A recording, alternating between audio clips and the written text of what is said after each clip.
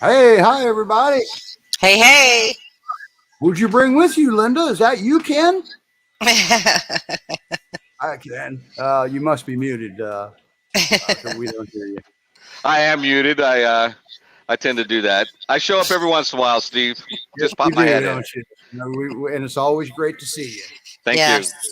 So, all right. So, do you have anything you want to add before I zap you? I just like to always thank everybody for their support. We could not do this without you, and we appreciate you. So, with that, you can put me back in the green room. I showed myself long enough. How's that? All right. Have a nice day. Thanks, hon. All right. Thanks. Oh, okay. Wow, we got a heck of a show today, don't we, Linda?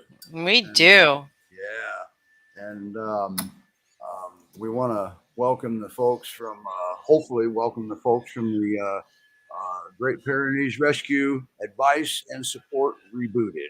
Yes. And, yes. We're hoping we're streaming there. It's the first time we've tried to do a group, and it's just been plagued with technical stuff. Yeah, we'll get it figured out, though. We'll figure it out. Worst case scenario, you can watch the rerun. We'll see you next week.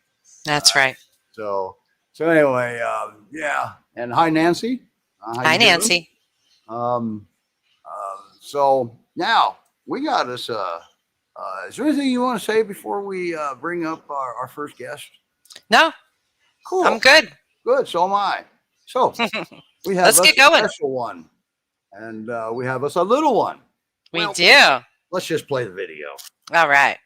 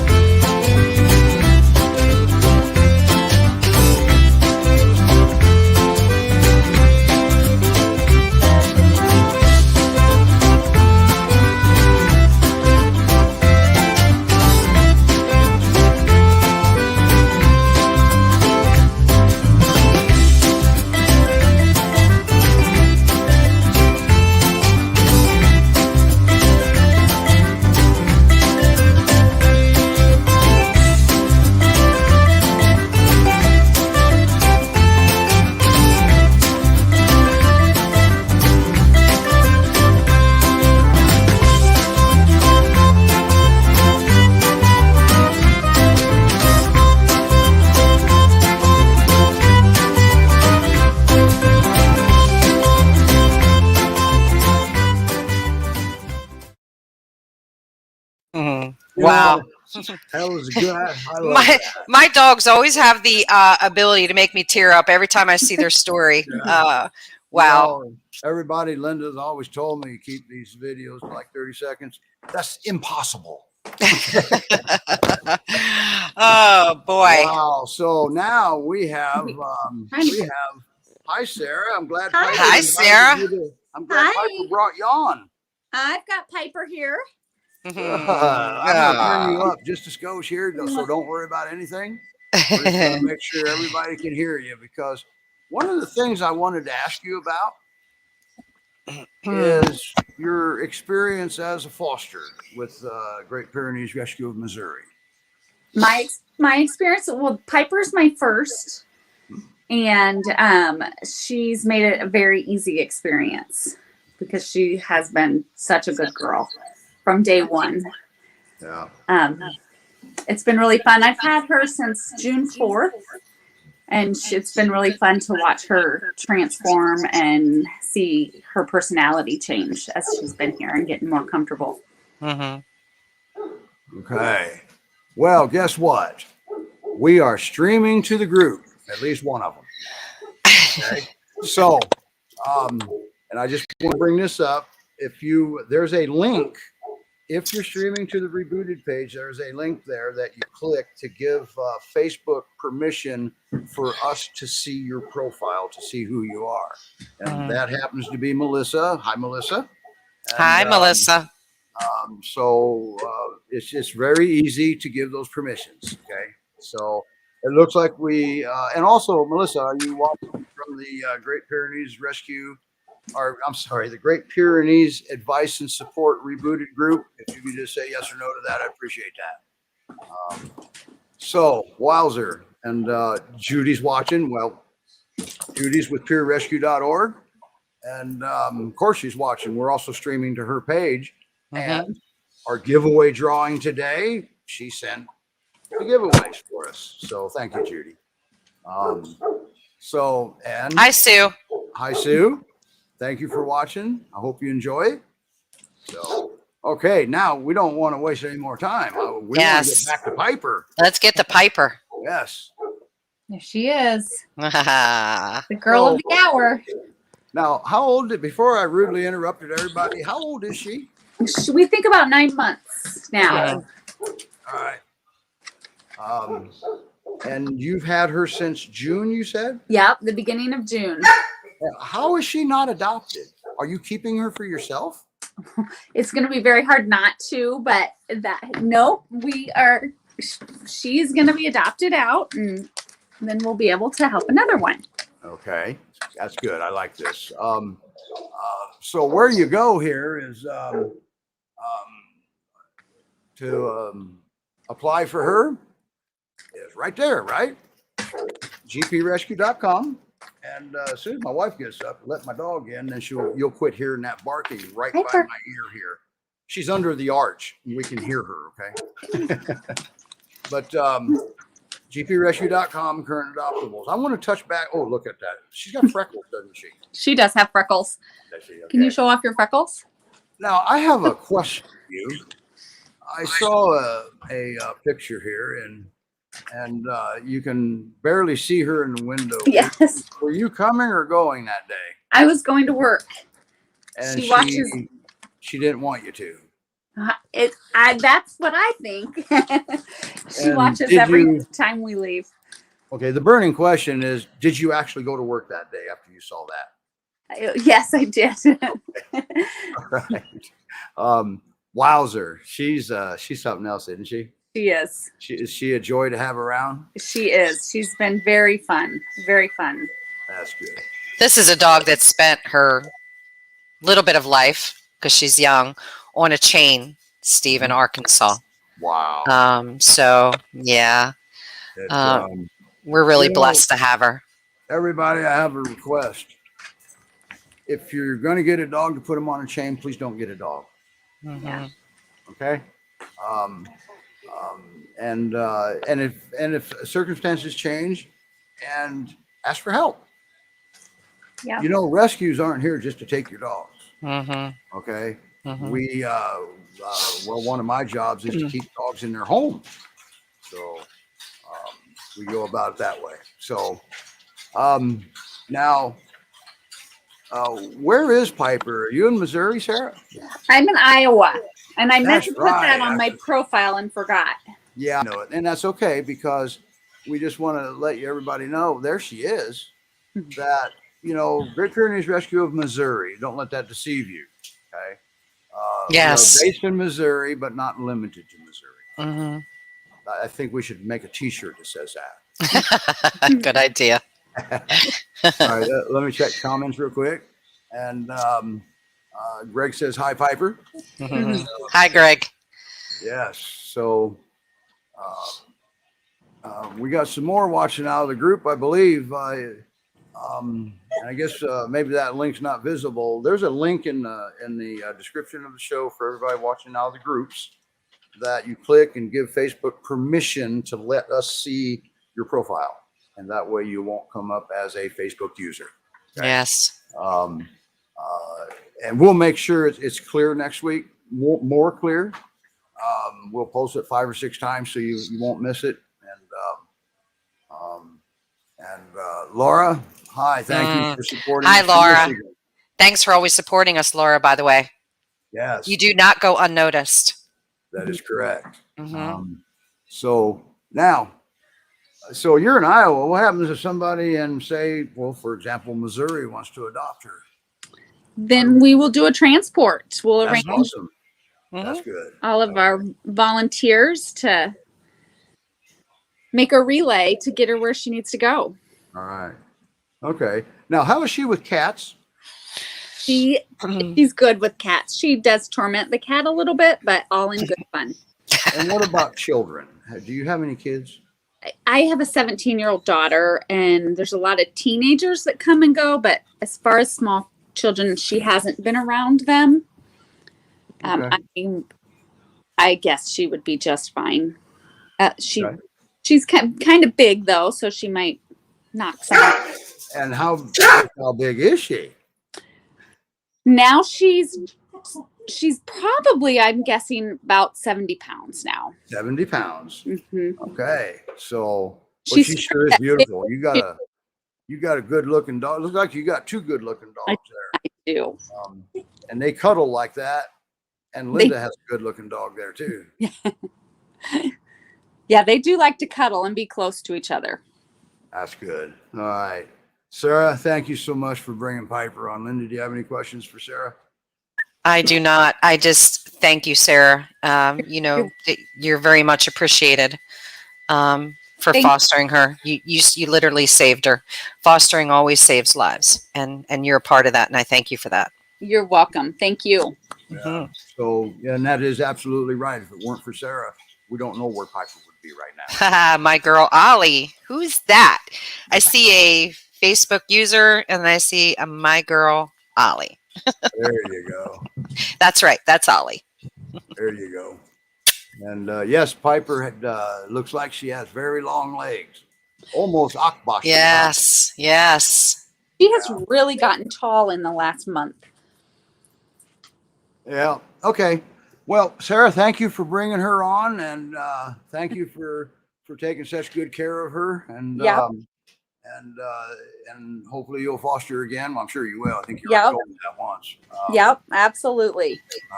So and we're happy to have her. Yeah. GPRescue.com. That's GPRescue.com. Adoptable dogs. So yes. Sarah, I'm gonna take you down to the green room. Yep. Have a great day. Thank you. Thanks, Sarah. Have a great day too. And if I see her doing something cute, I'm gonna bring you up so everybody can see her doing something cute. Okay. Sounds good. All righty. Bye. Bye. Bye. Okay. And we have. I'm gonna go ahead and bring Roman up, so he can. So his. Hi, Roman. Hey, Roman. I do have one more segment before we hand the microphone over to you. We actually have something very interesting going on here. Everybody, we talked about last week, the peerrescue.org, those puppies. Hopefully your dogs don't start barking because mine did. My wife's got her hands full. It's hot outside. Okay, everybody's in. So, they had a unexpected litter of 13 puppies, and they're doing well, by the way, and so's the mama. Well, we just couldn't let that go unnoticed, all right? So, I guess I'll just start off this way, okay?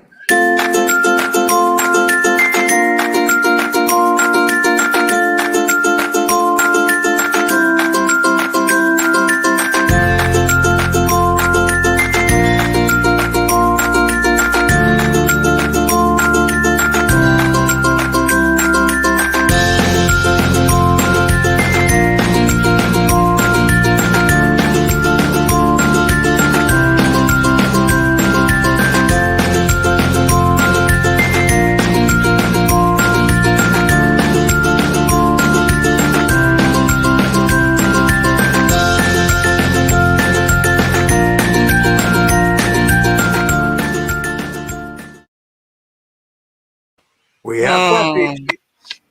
Damn those tears. How old are they? They're 9 weeks old. So it's going to be another month before, but Linda says you can apply now and you can get on to the, start the application process. Yes. Okay? That We way let them go at 12 weeks. Yeah. Now, we got the next best thing to live. We did a interview with Lindsay, the foster mom of these puppies. Yep. And we made it short because this is Roman's going to be pretty busy after this is over here. So we're going to play the pre-recorded, and I'm going to mute us because we can talk over this one. But here we go. You'll get to see the next best thing to live. Wrong one. What the heck did I just do here? Okay, just give me a second here. All right. Let's bring the right one up. How's that? Don't you love technical stuff? Yeah, there we go. It'd help if I get out of Piper's folder, wouldn't it? All right, let's try this one more time. This should work. All right, here we are. So coming up here, we want to introduce you to, well, newest members of the Great Pyrenees Rescue of Missouri family. Yes. All right, and they brought their foster mom along. So, They did. Mm-hmm. Hi, Lindsay. How are you doing? Good. How are you guys? Hi. So, Good. Hi, Lindsay. who do you have there? This is Skye. That's Skye. All right. Now we got little puppies. Where'd they come from? Mhm. Missouri. You're from Hannibal? I picked them up in Hannibal. Okay, Jonesburg, Missouri. that's awesome. And we want everybody to see him first. And do you have another one, or is Yeah. this one here, the particular one, kind of glued to you? Doesn't matter. She's pretty. She's a cuddle bug. She Who's loves going to to give cuddle. us next? This one's Jameson. Jameson. Wow, you know what? I got a picture. It looks almost like that. See that? Look at that beautiful baby. Yes, it is. Oh man, yeah. Mhm. And who do you have next, there, Lindsay? What? Who do you have next? Well, never mind. You're kind of They're all so sweet. Oh, you gotta love live. they're only 9 weeks old, Steve. 9 weeks old. So, folks, it's Mhm. gonna be a while before they're ready. 12 weeks is when we let them go. Yep. So another month. Stay tuned though. And who's this? Mhm. This one is Jack. Aw. All right. Jack looks like a little Marley. Yeah. I got one I really like of Jack. A picture, if you don't mind me covering you up there for a second. Yeah. Mom, Lindsay. No. You know, how do you even, never mind. I don't succumb to puppy pressure or cuteness. Oh my. Who is that? This one's Aw. Mackay. That one's Mackay. That's So my that favorite. one is this one. Yep. Look, Cute. Megan, I got it right. Yep, there she is. All right. And who's the next one we get to meet? The last one is the same. So Jack and Ruben are twins, pretty much. The only way you can kind of tell them apart is one has spots on his back, and the other one kind of has a more solid back. But this Wow. one is Ruben. That one's Ruben. Aw. Now, I Hi, may screw this buddy. one up. Is that also Aw. him? I can't tell unless I see the back. Okay, well, I think it is. I think so. Yeah. Puppy 'Cause the other kisses. choice I have is got badger markings, so pretty sure that's Ruben there. It's either Jack or Ruben. No, Jack was up here. I actually had his name on there. Oh. Puppies live. What can I say? How are they doing with you? They're really good. They all get along really well. They get along with my other ones. They're really social. There's a few that both James and Skye are a little more shy, but I mean they're still new here, so they might warm up. So who's the fifth one now? Or did we cover them all? Yeah. Oh, really? How did I miss this one? Mhm.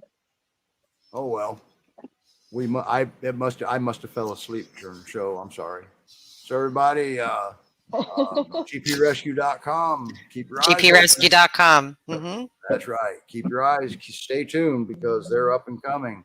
Yes. Are you accepting puppy applications yet, Linda? Yes, I do. I do accept early. It's a long process to adopt anyway. So, you know, a lot of times we get adopters weeks before the puppies are even ready to go. Yep. So, well, where you probably would go is right there, GPRescue.com. That's right. Mm-hmm. Mm-hmm. And watch the show too. Well, Watch the obviously show. You're watching the show because you're seeing us here. So, all right, everybody. Great. That's it. We're gonna move on. We've got a big show ahead of us, and thank you, Lindsay, for Lindsay. for letting us Thanks, come into your Lindsay. house again and sharing your puppies with us. Thank you guys. All right. Hey, how long Bye. have you had them? Hang on, I'm not done. How long have they been there? I just picked them up. What was that? Wednesday? Okay. All right. Okay. So you're going to be chasing puppies around for a little while. Yes. Mhm. All right. That was my last one. I promise. So. And lots of poop. Lots of Yes. poop. Well, Oh my gosh. I do have a question. How is it? How can a puppy eat 5 ounces of food and poop out 5 pounds? Of food? Yeah. I'd like to know too. They're quite special that way, Steve. All right. All right, everybody. Lindsay, I'm going to take you down in the green room, and we're going to say goodbye. This is pre-recorded, obviously. So thank you for coming on. And Thank you, best of guys. luck with them, and we'll be in touch. Wow, isn't that cool? Mm-hmm. Why is she not? Why did we have to do the pre-recorded one? She was probably busy. Isn't she transporting 2 of them to another foster? Um, Or not Today? both? Yeah. yeah, she I'm might not be. confused, yeah. I didn't ask her why she needed So- to do pre-recorded. All right. So anyway, now we're going to move on. So anyway, GPRescue.com. Mm-hmm. That's where you go to apply for the puppies. Yes. Okay. So, and you'll even get to talk to Linda probably over the phone. Mm-hmm. Always. Yeah. So, all right. Now, everybody knows we're streaming to the Great Pyrenees Advice and Support Rebooted group. Mm-hmm. And we have Roman seems to be pretty active in that, pretty popular in that group, doesn't he? He is. Yes. We tag poor Roman all the time. Yes. And one of the things that we wanted to open it up with, and is we wanted to start this with like a common question that we see all the time, and maybe Roman Mhm. could address on that. And by the way, if you have a question for Roman, put them in the comments. Mm-hmm. And also, too, at the end of the show, we are going to do a giveaway drawing. This Yes. is a chew toy. Okay. Thank you, Judy, for sending it. Yeah. Thanks, And Judy. in the comments, if you type in hashtag GPRM, well, actually, don't do it quite yet. Let me get the little thingy up here so it'll start registering you. Okay. And just a second here, and we will get her going. There we go. Whoops. Let me go back. I guess I should have had this all set here. And, I'm going to mute myself just for a second. Linda will take over. So I guess we're going to be answering some questions today, Roman. I mean, you know the questions that you get in Rebooted. We usually tag you, especially in most of the really critical cases where a child was bit, or where we're all like, oh no, don't give any advice. This is serious. Tag Roman. So yeah, I'm excited. I hope people post some questions because you have Roman here live. So let's see them. So if you put in the comments, hashtag GPRM, and if you did it before just now, then do it again. But just do it. But if you keep repeating yourself, the drawing tool will filter that out. You can only enter once. So Roman, one of the common questions that we had seen in there, I guess, is about walking their dogs and meeting other dogs on the leash, and they turn into, Cujo. Okay. And I would like you to touch on that, and then we'll see if we start getting some questions in, and let's take it from there. Oh, that's the question. There you go. We heard you. For a second, I thought we couldn't hear you. Hi there. So thank you very much for giving the opportunity to talk a little bit about, and I appreciate people tagging me. I feel sometimes there is people really want to help and giving suggestions, but the reality is that before we can give any advice, we need to really understand what's going on below the sea level, because behavior is kind of like an iceberg. We see a little mountain on top. This is what we see, but the reality is underneath, and we don't know how big that iceberg is until we kind of dive deeper into it and start looking at it. And I see there's a lot of misconceptions what dogs do and what they should do and who we are in relationship with those dogs. We're literally coming out of a dark age of dog training and behavior knowledge, and every month new scientific evidence comes out, and I was like, oh wow, perfect, literally we know more about the moon, about the sea than we know about dogs. Reality check. So far we have about 250,000 studies about animals, and about maybe 150 behavior related studies the last couple of years. So we're really just opening up to that knowledge. Meanwhile, there's a lot of hearsay and a lot of books written about stuff. These are personal opinions that are not scientific based. So when I give advice, first of all, I need to understand what exactly is going on in the background, the history of the dog, medical history, emotional history, incidents, and then training history, including relationship history, so we can get a better picture of what's going on. And even if we're talking about today about leash training, it looks so simple because it's just a leash and a collar and a dog and a walk and a person, right? But we don't see, that's just the tip of the iceberg. We don't see what's below. And if we see aggression on the leash, this can have multiple reasons. First of all, a dog is not reactive without a trigger, unless he's sick, unless he has a neurological issue and air snaps just because he has a cancer or something like that. But in general, dogs are learning from observations, and since you are basically one of the first people the dog sees, if you have a puppy adopted, it's not the first person he sees when he's a rescue and he comes from somewhere else. So we don't know the history from that point. And then we take the dog out for a walk. There are a few components that are very important. I'm going to talk about them today. The first component is, how do I feel about that interaction in itself? Puppies get easily overwhelmed. Dogs get easily overwhelmed. They come out of a safe space, walking outside of their secure environment, and everything is a problem. There are sounds, there are noises, there are things that we don't even hear because dogs can hear better, dogs can smell better, dogs can smell a predator from far away we don't even know exists. So genetically speaking, we know that dogs are pre-programmed with a library of scents that are considered dangerous. So if a dog has one scent, if in your neighborhood there's one coyote walking around, your dog is highly alert. Even if it's a puppy, he feels threatened by that scent and he doesn't know what to do. And then of course, the way we respond to different triggers and the way we build that relationship to go for a walk, this will make how the walk will end. And let's start very simple. And here's the first exercise you want to do.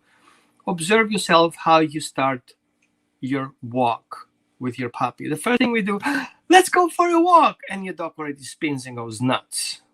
Before that, the dog was fine until you use that magic word, let's go nuts kind of word, and trigger the dog into an emotional state and an excitement level that's very high. Now, we need to understand how emotions regulate behaviors. A dog who is super excited about things, and then suddenly he ends up in a situation he doesn't understand, that excitement becomes anxiety. So there is a switching point between excitement, very excited, anxiety, very anxiety, fear of death.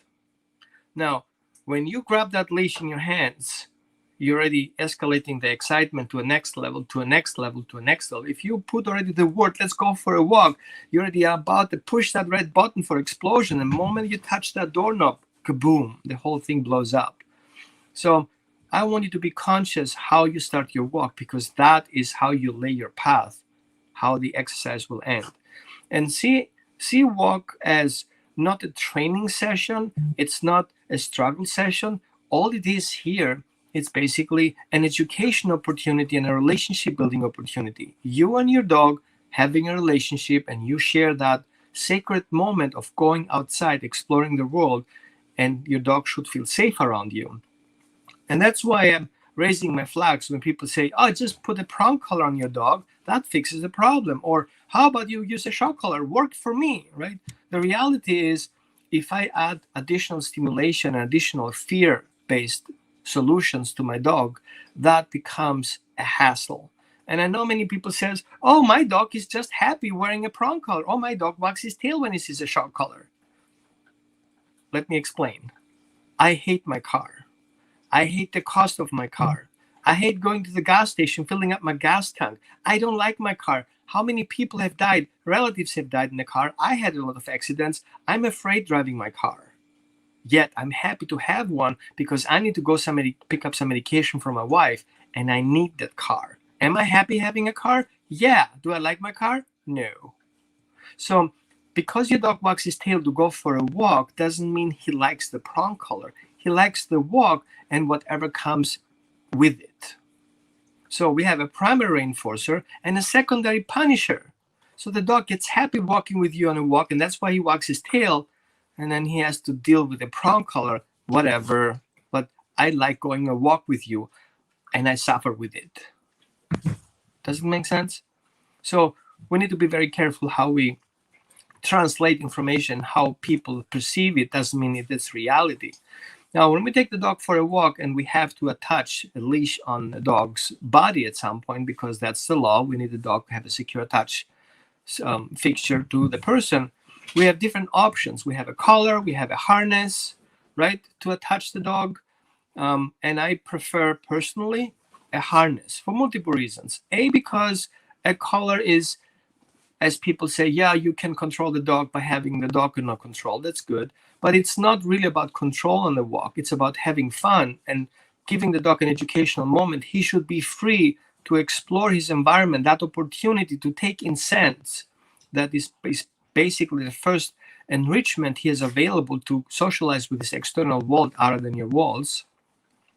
And through the scent, which is the primary input of your dog, and his eyes, to explore his environment. Dogs see different their environment as we do. Oh, we are in a neighborhood, right?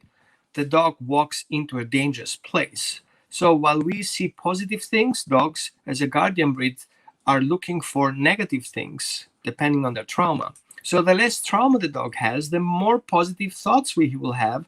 So if he has a scent, like, oh my God, there's another dog in my area. Oh, let me smell it. If the dog has a trauma with that scent, that would be negative reinforced. Meaning is I go for a walk and the dog goes deeper and deeper into depression on our walk. Some puppies don't even want to leave the house. Why? Because there is so much bad information out there they cannot even process. So before we even walk outside, before we attach the leash or on the dog, if we don't have a secure attachment relationship with our dogs, and if a dog doesn't feel trust in us and he doesn't feel safe with us, we shouldn't even start walking the walk. So that's an important thing. Who are you in a relationship to your dog is always the question. I am his guardian. Okay, so how does your dog feel about it? He doesn't know it because all he sees is correction, no, and punishment and negative emotions behind anything your dog does. So he doesn't actually feel confident being near you because everything he does is wrong. And if he's not there, he can do whatever he wants. But what if we change that mindset and say, hey, I want my dog to have fun with me. I'm going to reinforce my dog and I encourage my dog. And we're going to explore the world and we're going to go on the walk and we have fun. And next day, the dog is looking forward to have that emotional experience over to the next level, And through our relationship is being reinforced because the dog feels safe with us going through the process. So we want to make sure that the whole incident, the whole walk, the whole situation comes in with your dog's free will. Okay? Remember that we are in a free will world. We have choices. We should have choices, and we should give as a parent the dog choices because dogs are independent thinkers, and we have to give that dog an independent thought education. Think for your own. What are we going to do next? We're going to go for a walk. Great. What do we do when we want to go for a walk? We sit patiently to get the leash. Here is your treat, and here is my leash. And what do we do next? We remain calm. Perfect. That makes me touch the doorknob. And what happens if I open the doorknob? You wait for further instructions, and we together will leave the house going to the next level. So you see, if we break down that simple task, leaving the house, how many things are included to make that walk a happy walk instead of becoming a drama? Does anybody have a question so far? Because it's not just one thing we can solve right now, because walking the leash is one thing. Going for a walk with your dog is something different. I didn't actually see the I don't comment. know if you saw that comment. I can bring it back up, Roman. Yeah, sure. Let me see that comment. It's a very positive comment. She's glad that we're discussing the leash, and with her dog, she's able to anticipate it by what her tail does. So she watches her tail on that. Good point. Dog. Let me explain. Let me explain with an example. And I'm not saying the Pyrenees are dangerous dogs. I'm just giving an example to understand. The tail wagging is one thing. What the dog feels behind the tail wagging is something different. Let's say, for example, your dog is happy to guard you and protect you. He's happy doing the job. Does it like the person who comes up? No, but he's happy doing the job and protects you, and you are part of that, and you are rewarding the dog as you coming approach to the person, and you ask your dog to sit, and your dog is still there doing the job that he loves, and then the person makes a mistake, and up we have a dog bite. And you're like, what happened? He was happy meeting the person. No, the dog was happy doing the job. And how many times we have seen a dog wagging his tail? Oh, I'm very confident I'm on my property. I can take care of business. You are my next target. Just touch that doorknob at the door and I'll take care of you. And we fall for it. So we always seem to see the tail wagging in the context. The frequency of the tail wagging. Does the tail wag all the range, right and left, or is only half the range on one side?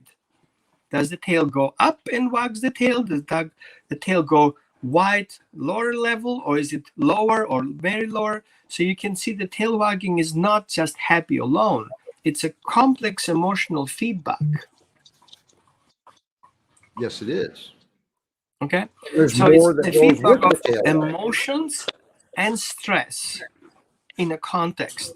And we have to see the body language, the position of the legs, the position of the dog in relationship with the person, in relationship with the trigger, in relationship with the general concept of where the dog is. Is he in his property? Is he on the street? Is he on the other one's property? Okay, so it's kind of more complex than it looks like. And that's why if somebody asks a question about his dog, oh, my dog pulls on a leash, we tap into and says, use a pro collar, problem solved. Use a muzzle, problem solved. Use a head halty, problem solved. No, it's not. It can make things way worse than they already are, unless you go to the root of the problem, which is relationship. And you need to ask a lot of questions. Where the dog is coming from? Does the dog have any medical history? And one tip for everyone, a reactive dog has a reason to be reactive. Number one reason for a dog being reactive is the dog is in emotional or physical pain. Number two, the dog is reactive. He has actually a job description around that. And number three, the dog is reactive is because he has a past trauma experience. Something happened in the past. So which one exactly are you dealing with? If you don't ask any questions, you don't know.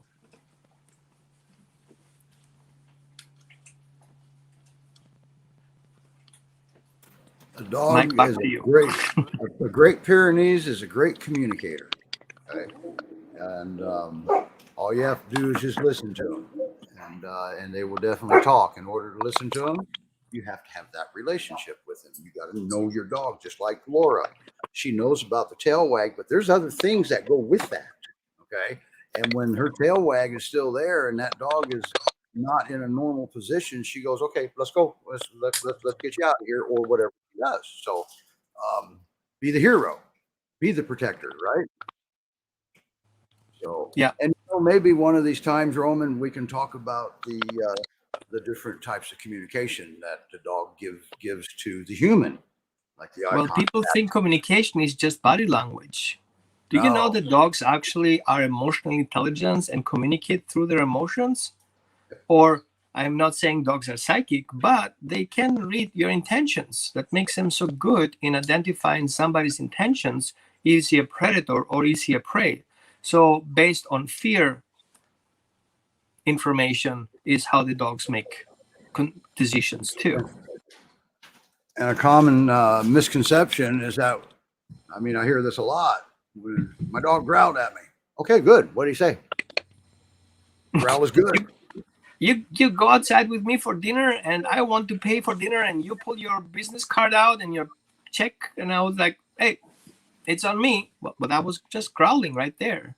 That's right. Well, we can it escalating. If you insist of paying, well, I want to pay you because it's my birthday. I can become quite aggressive, like, put your card back in. It's my turn. And actually, I put my body language to making you sure you put your card away. So that's aggression. Aggression is a tool. It's not sign of I'm gonna kill you. It's a tool to survive. So if a dog shows any signs of aggression, it's because he has the need to survive. What makes that need to come up? It's the question. And that's what we have always to look for deeper and deeper and get that information. And that's why people think it's impossible to train a dog remotely. And I says, I'll do this all the time. What I need to ask a couple of questions, gets you on the same page, and you're going to answer your questions on your own, because now all of a sudden you understand what it's about. Yeah. And Roman touched on this a little bit. I want to just reinforce it, what Roman said. Dogs don't do anything for no reason at all. Okay. There's a reason that they're doing this. There's a reason they think they have to do this. Because that's why you got to, and Roman just covered that in detail. All right. He growls because whatever, but it's communication. When he makes eye contact with you, that's communication. So, but that's another segment. So, but yeah. So when you're walking your dog on the leash, one of the questions I get, Roman, is, or one of the statements that I get, I know how I answer it. They say, I'm only 90 pounds. My dog's 130 pounds. There's no way I can walk my dog. And I will tell them, well, your size really has nothing to do with this. Why do I tell them that? Well, obviously for the same reason, I will ask questions. How can these people drive a car that weighs 100 times more than themselves? Because there is a communication level. We are in control of the steering wheel. We tell the dog, the car, where to go. We change gears, okay? We have brakes. There is a whole system of communication and management there. So if we go out for a walk, we're not relying on the leash. The leash is not what makes the dog walk nicely. It's the relationship that we have together with the dog. It's the state of mind the dog has, and his excitement level, and his trauma. So if a dog is in a trauma brain and he doesn't have a relationship with you, then likely he's going to go in survival mode, and you will be part of the problem he has. Instead, if your relationship is good and your dog goes into a trauma brain, and some of you have trauma, and I'm sorry you have been in that experience, know exactly what I'm talking about. If you're in a trauma brain, you cannot think through a process. Your body does things for you because that's how you survive, right? And if you don't have somebody to trust, there's no way you will listen and ask that person a question to help you out in that situation. So secure attachment relationship is the solid base and foundation for the dog to turn around and says, hey, I'm gonna lose my poop right now. Can you help me? And you're like, yes, come in my direction. I know how to get to safety, and don't let this thing escalate. And then the dog needs to know what to do in these situations. So if a dog looks at the situation that he's triggered by and is going to freeze, fight, or fight response, what do we want the dog to learn instead? Some things that come through education, which is not imprinted. Education means there's something in that is not programmed on a dog. Naturally, the dog goes into freeze, fight, or flight response. And your education skill is teaching the dog to go into a flirt and favor. So we have 5 Fs: freeze, fight, flight, flirt, and favor. Remember those 5 Fs. And so your goal is to educate your dog to flirt with the situation, try to understand if it's something he knows what to do, and if not know what to do. And if he doesn't know what to do, then he has to ask you a favor. Can you help me? And this is where you come in to help your dog out of the situation. But this is education. It's not coming per program, and it's not something that comes with a leash and a collar or a harness. It comes through relationship. Absolutely. If you don't have a relationship with your dog, then you either Why need would to the dog program- follow your instructions if he knows what to do? It just attacks it and the problem is solved. No. And make no mistake, a Great Pyrenees is very good at running a house. The only problem is Well, I humans think don't people, like it.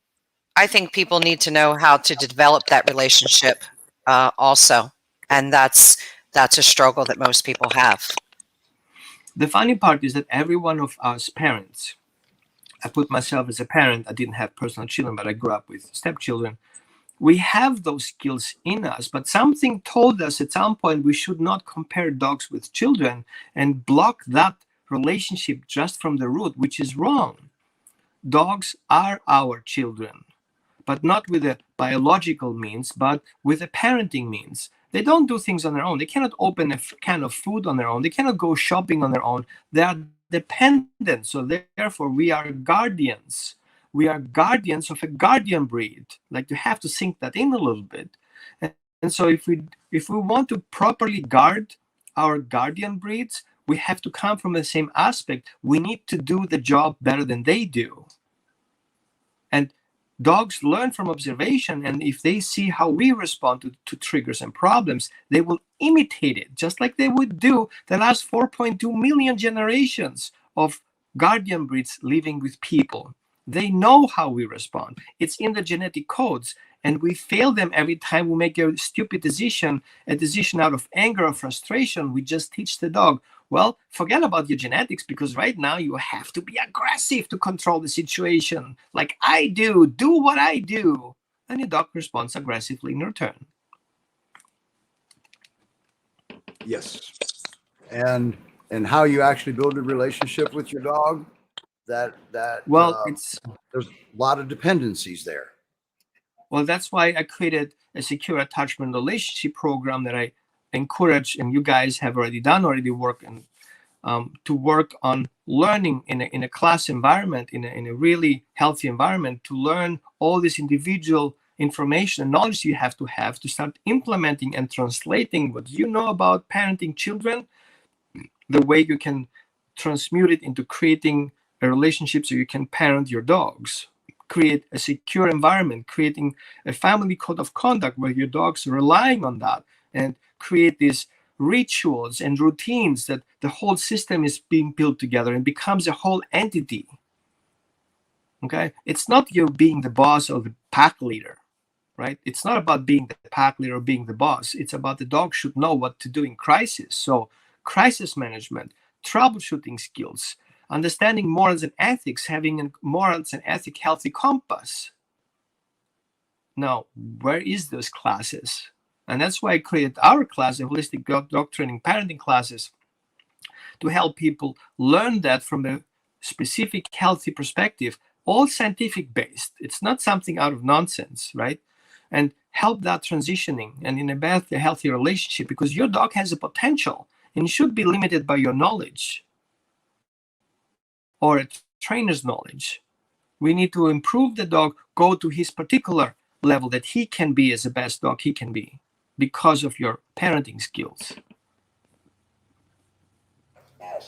So correct me if I'm wrong, Roman, but a lot of people talk about I need to be alpha, which really drives me crazy. They're right. It's they are right. It drives me crazy. It's a mutual right. respect. They need to be the alpha, but they cannot be the alpha. Here's the reason: because the alpha term is coming from a breeder jargon. Speaking in English, it's a term from breeders that defines the alpha male and the alpha female, which is the alpha breeding pair and their offspring. Right? Yes. So they have an imprint between the parent and the puppy. That imprint is a core of building a secure attachment relationship. Imprinting a duck with a person doesn't make the duck being a human or the human being a duck. Is the duck imprinting that this person is my safe person to follow? It doesn't matter the species. Okay? Now, if the dog doesn't have an imprint experience because he's a breeding dog from a backyard breeder or raised in a factory or a farm, and he doesn't have that knowledge, he will not be able to create that attachment, which means the dog is a loose cannon. Now, being the leader, there is no leader without a follower. That who makes the leader? It's the follower who makes the leader. On who would you like to follow? The one who has information, who lets you understand what it is. You're not getting punished for asking a question. You would like to follow that leader. And the question is, remember your teacher that you loved most. What person was this teacher that you loved most in school? That kind of person you should be. And Right. if somebody shows on TV and tells you, oh, you have to be the pupil, you have to be the boss, show your dog who's the boss.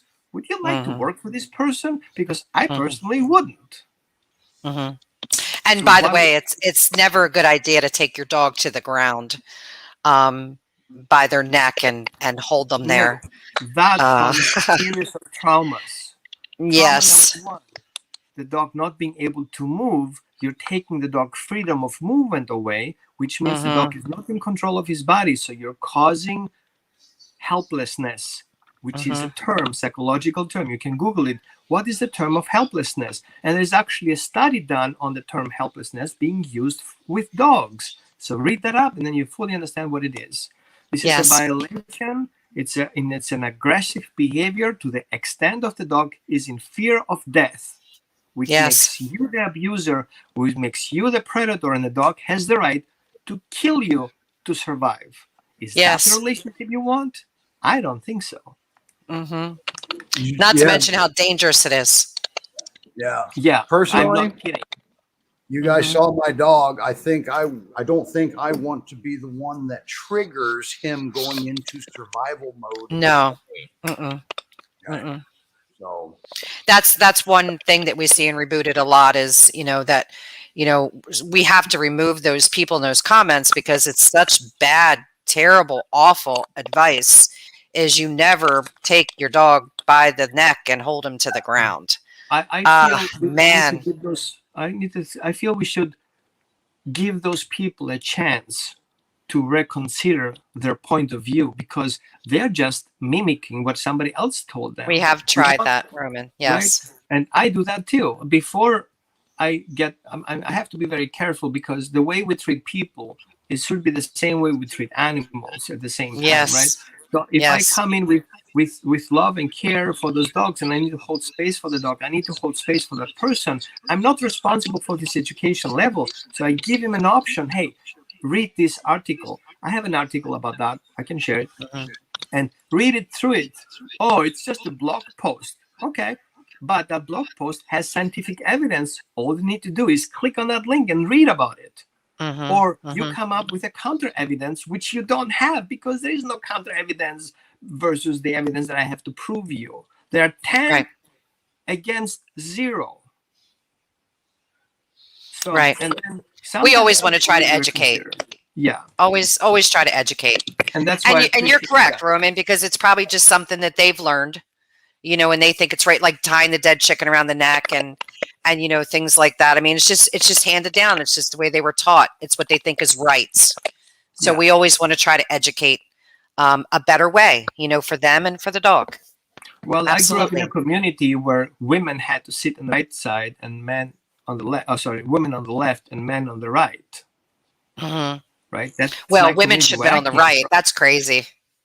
Right? And why is that? Because somebody started it and we have to continue doing it. We have to kind of put our emotional state in mind and say, hey, let's think about it. Is this the right way to do? What is the agenda behind what we're suggesting here to do? And I appreciate that group because this group is here to educate and not to punish and not to diminish and not to suppress. Hey, you have your opinion. That's fine. But where's your opinion coming from? Because our opinion has a scientific base. And I'm not saying science only.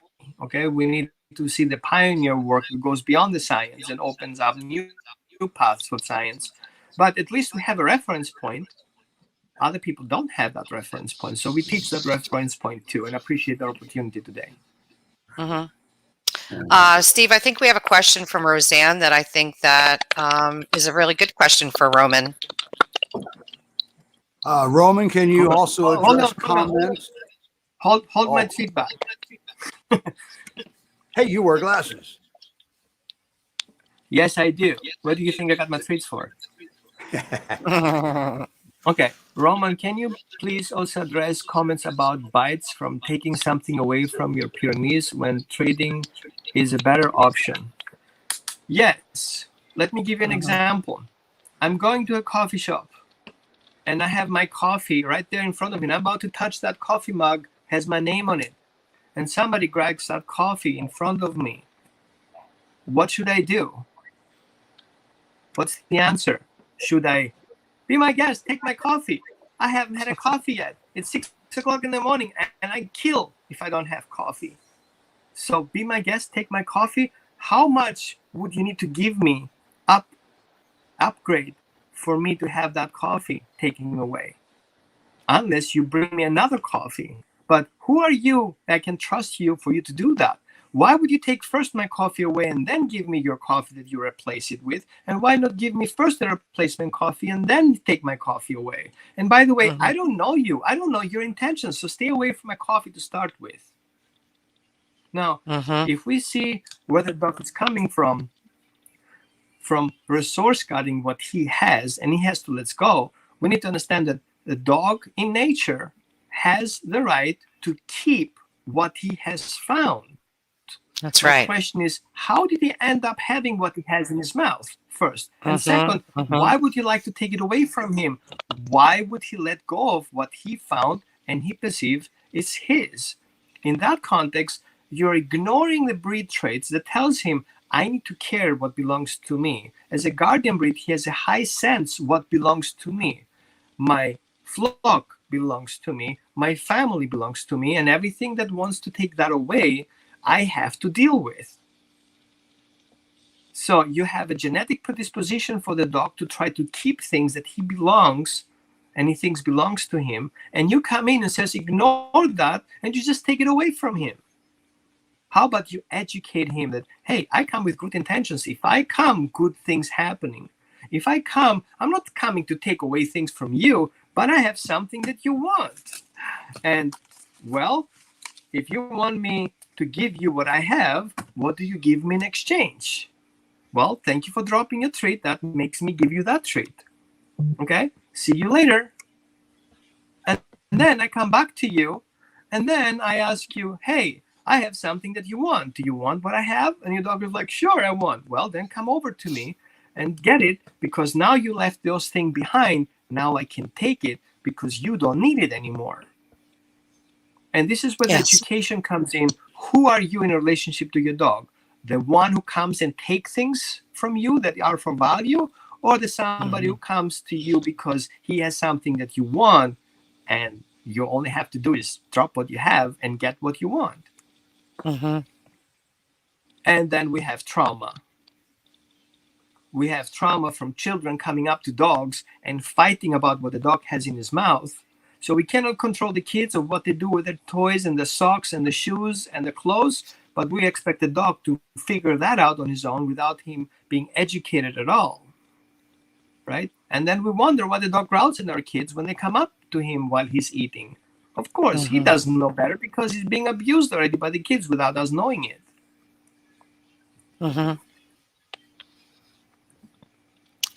Can't hear you, Steve.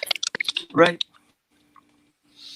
I was saying Roseanne makes a good point about when two kids come up, one of the children try to take something away from the child, a fight breaks out. And she makes a good point. There's parallels there. So. Yes. Well, with children, we have a communication level. We can tell the children what to do. With dogs, you can't physically talk to the dog, but you have to create that experience, what to do. Yes. Yep. All right. Wow. What? That hour went quick. I know. Everybody, That was, hashtag GPRM. Let's get them in I the was comments. absorbed. That was good. And we're going to come back again next week, right, Roman? We'll get our technical stuff sorted out here in the group. And because there's a lot of people that know you in this group. And everybody, meet Linda and Regan. Linda's there in the top. She's the moderator. You guys know, also know of Reagan. She's down there in the lower right. She's also a moderator of the group. Hello. You know what? I know a different side of these ladies. Okay? I know the rescue side. You want me to take you down, Roman, so you can go? How's your schedule? Okay. All Thanks, right, Roman. Well, Thanks, Roman. I'm sorry? Talk to you soon. Thank you. Okay. Bye, Bye-bye. Roman. wow. Oh, hi, Linda. Hey, So I know the side to these ladies. Okay. I know the rescue side, and that's tell you what, these two ladies are amazing ladies when it comes to saving dogs. Okay. Now maybe they told you not to write something or something like that, but maybe you got mad at them. That's your prerogative. They're just trying to keep everything civil and keep everything organized, okay, and keep everything to where we don't have any dangerous stuff going on here too. So, and I'm new to the group. Nobody knows me, and that's because I never post on Facebook. All right. I can't type. So, you guys have anything you want to say before we do the drawing? no, just Nope. thanks for everybody for joining, and I hope that we get everything worked out for Rebooted next week. Rebooted is where I started. Remember, started as a moderator on that page over 2 years ago, and actually, I mean, thanks to Gary and his group, is the reason that we have our rescue in Missouri You started the That's right. rescue because of the group. because of How the about group. that? So, welcome to rescue, everybody in the group. Mhm. Yes. And Mhm. sorry I was late for the broadcast today, but I was driving a Pyrenees to Kansas City. She just came in Yes. to our rescue, 2-year-old female, and she's just super sweet, friendly, gives kisses. And I just dropped her off to her next companion for the next leg of her journey. Thanks for that, Reagan. See, like I said, I know a Absolutely. different side to these ladies. Okay, Mhm. and, she just saved a dog. So Yes, there she we did. go. All right. So, Okay. Steve, I got a question. One question before so the Facebook users that are coming in, how does that interact with the drawing? I mean, there's no name to Well, their. we're gonna find out because Okay. because everybody that's in the group that comments, there is a link in there. Like I said, we had technical stuff. We've never streamed to a group before, so bear with us. There's a link in there that you click to give Facebook permission for us to see who you are. Yes. Sees your profile picture, okay? And because what's going to be hard is if you don't click the link and you win the drawing, we don't know who you are. Yeah. Right. But I'll still put my email up there, and so you can send me the contact information so I can send you your winnings because they chew to it. My Ollie loves that. Yeah. So, and it's a ring, and it's big for Pyrenees. Yeah. My dogs have been eyeballing it, so let's really get this drawing done. So I don't have to have dogs tackle me. So anyway, I'm gonna give you one last shot here. Hashtag GPRM. Put it in the comments and hit enter. And it'll put you into the drawing, and you guys will see what's going on here in just a second. All right.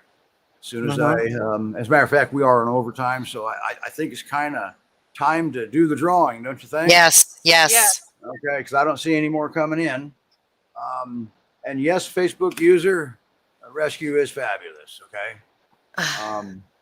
And yes, it is always good to hear from Roman too. So we will make sure next time it is very clear on how we do this with that link to get permissions. This is only has to do with private groups. That's what makes them private. Okay.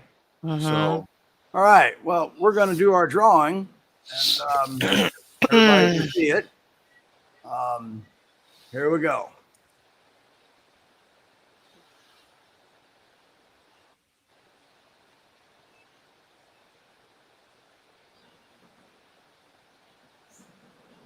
All right, look at that. Congratulations, Sue. Sue, if you send an email right there to me, give me your contact information and I will get that out. Steve at gprescue.com. And I will get that out to you. And so we did have a winner a few weeks ago that I never got contact information from her. So I'll have to go back to that show and look her up because I still have her collar to send. Yeah, we'll have to look that up, make sure she gets that. Yes. So congratulations. Good job on winning this. Yeah, I like that. And then, if you're not on make sure you watch the replay. And if we don't hear from you, we'll try to reach out to you.